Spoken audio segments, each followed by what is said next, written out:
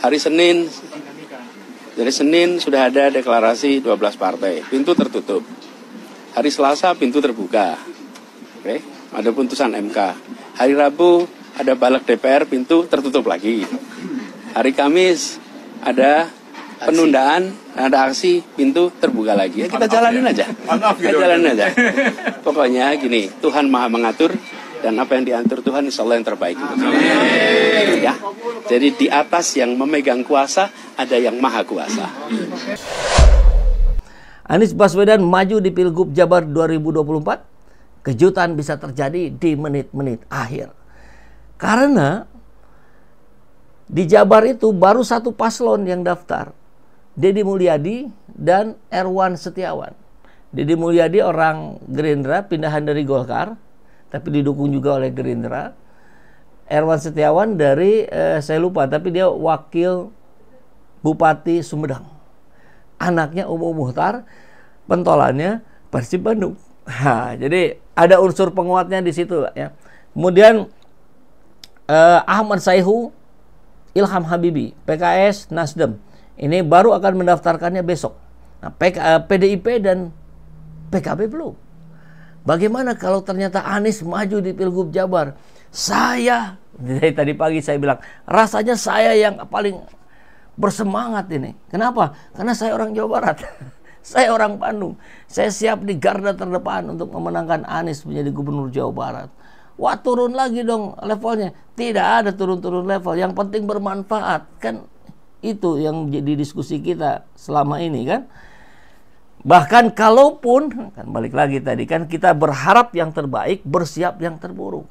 Kalaupun Pak Anies nggak jadi nyagup di pilkada kali ini, masih banyak sekali ruang yang bisa dilakukan oleh Pak Anies. Pertanyaannya justru buat kita, apa yang bisa kita berikan manfaatnya? Seperti yang Pak Anies lakukan. Pak Anies itu nggak nyagup itu, aktivitasnya bejibun itu.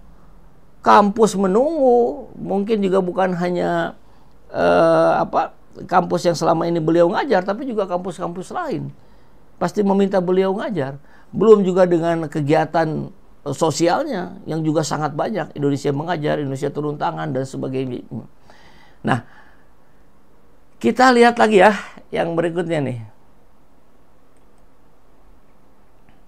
Nih kabar tadi.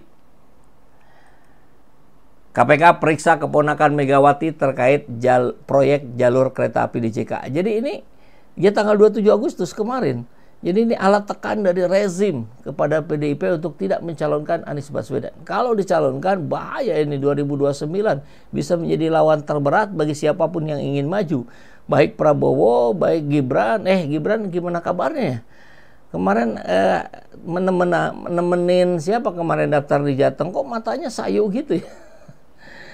Ada yang bilang kepergok di PIK, lagi ngapain tuh? Walau alam bisawab. Mungkin nanti kita di diskusi selanjutnya bisa kita bahas itu ya. Oke. Apalagi ya? Ya udah, daripada pusing, masuk partai aja. Ya nggak pusing juga. Kita ini sering mendramatisir itu ya. Wah, Pak Anies tertekan, Pak Anies pusing. Saya kira saya salah satu saksi ya, yang melihat bagaimana Pak Anies dalam berbagai situasi, saya lihat langsung gitu ya. Baik dalam situasi yang penuh kebahagiaan maupun situasi yang penuh tekanan, beliau responnya nggak jauh beda. Sama aja. Sama aja, senyum gitu. Nggak ada, kalau ketawa terbahak-bahak tuh nggak ada gitu ya. Kalau kelihatan sedih juga nggak. Walaupun pasti namanya manusia pasti mengalami juga kesedihan ya. Ini dari Pak Said Didu nih menyampaikan.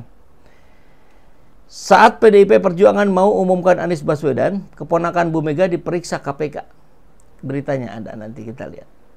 Saat DPP PKB mau munculkan Pak Anies Baswedan, PKB dilaporkan ke Kumham. Sudah bisa diduga siapa yang tak suka ARB. Ya rezim, ya oligarki. Jadi DPR takut oleh pemerintah, pemerintah takut oleh oligarki, oligarki takut oleh Anies Baswedan. Nah, saya kira faktanya begitu. Ini kabar-kabarnya ya, saya coba zoom. Udah di zoom ini. KPK periksa keponakan Megawati, Rian Dediano terkait kasus DJK. Mantan Sekjen lapor ke Kemenham soal konflik internal PKB. Makin seru ini. Dan kalau kembali pertanyaannya tadi, Anies ngapain ya? Ya banyak yang minta kok. Saya kira ini salah satunya yang menarik. Anies for Ketum Umat. Kita tahu ada Partai Perubahan yang dibuat diinisiasi oleh para relawan Anies. Dan ada Partai Umat yang pasti mengharapkan juga Anies Baswedan menjadi ketum Partai Umat. Atau bikin partai baru. Bisa jadi gitu. Atau selesaikan dulu ini. Karena boleh jadi, kan kita tahu ada foto ketika Pak Anies sedang bersiap menandatangani sebuah dokumen di DPP PDIP.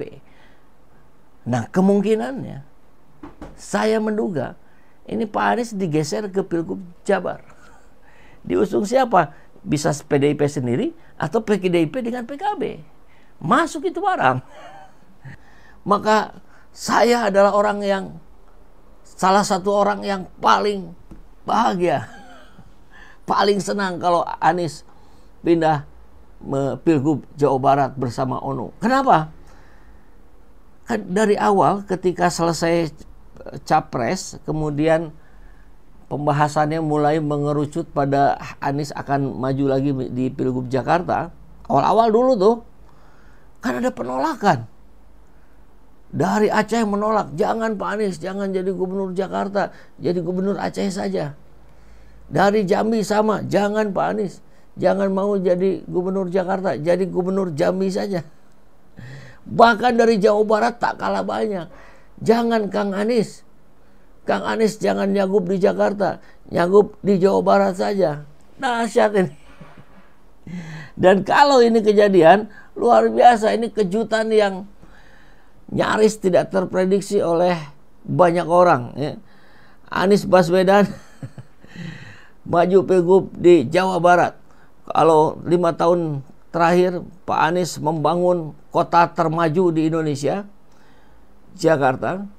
Nanti Pak Anies akan membangun provinsi dengan jumlah terbanyak di Indonesia untuk juga maju menjadi provinsi yang excellent di bawah komando Kang Anies Baswedan. Kalau untuk Jawa Barat berarti Kang Anies Baswedan. Jadi ini tukeran ini sama Ridwan Kamil. Ridwan Kamil mantan gubernur Jawa Barat ke Jakarta, Anies Baswedan mantan gubernur Jakarta ke Jawa Barat. Dan saya orang yang paling senang. Dan saya akan berada di garda terdepan untuk memenangkan Anies Baswedan di Jawa Barat. Kalau di Jakarta agak sulit karena posisi saya di Bandung. Habis ongkos tuh kalau bolak-balik ke Jakarta kan. Jadi makanya saya bantu Anies Baswedan lewat YouTube dan TikTok gitu ya.